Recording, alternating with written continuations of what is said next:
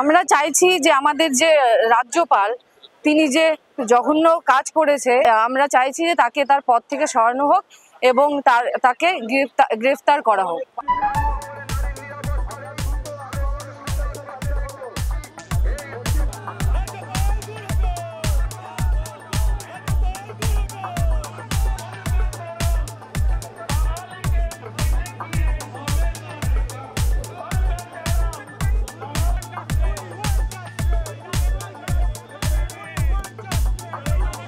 পুলিশের কাজ করছে, এই জন্যই তো আমরা এখানে এসেছি যে যাতে উনি আমাদের সঙ্গে সমানে সমানে লড়তে পারেন।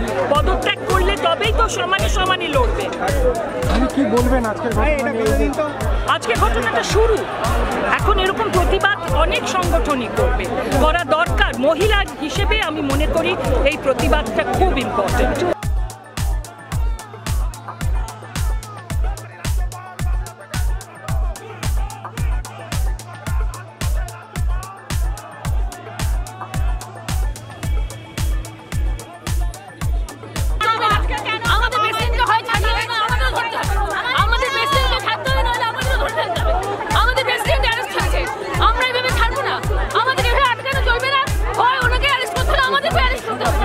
আমরা চাইছি যে আমাদের যে রাজ্যপাল তিনি যে জঘন্য কাজ করেছে, শুধু তার রাজভবনে নয়, যে আমরা আরেকটা খবর শুনতে পেয়েছি যে দিল্লিতে একজন নৃত্যশিল্পীকে তাকে ডেকে নিয়ে তাকে তার বিবাহ বিচ্ছেদের মামলাতে সাহায্য করবে বলে তাকে ডেকে নিয়ে তাকে ধর্ষণ করেছেন।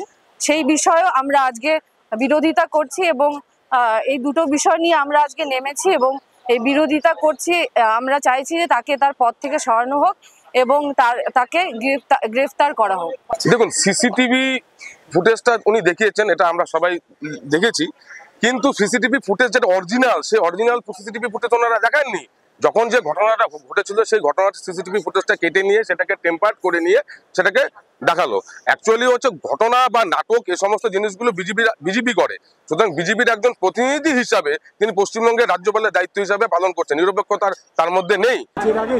এর আগেও কি ফাঁসানো হয়েছে? উনি যে অন্য মহিলার সঙ্গে করেছেন সেই অপব্যবহার এবং ইনডিসেন্ট প্রপোজাল দিয়েছেন, দিল্লিতে তাকে একটা কাজ করে দেবেন বলে নিয়ে গিয়ে খারাপ ব্যবহার করেছেন, তাকে নানান রকম নোংরা প্রপোজিশন করেছেন। হ্যাঁ, সেগুলো তো হয়েছে, কিন্তু কেউ তো আর সিসিটিভি ফুটেজ হাতে করে বা ভিডিও হাতে করে যায় না ওইভাবে। আর যখন আপনি নোংরা কথা বলছেন তখন কি ভিডিও ফুটেজ থাকে? একজন মহিলা, এই জন্যই মহিলারা এগিয়ে আসতে ভয় পায় যে তাদের এই ধরনের প্রশ্ন করা হবে।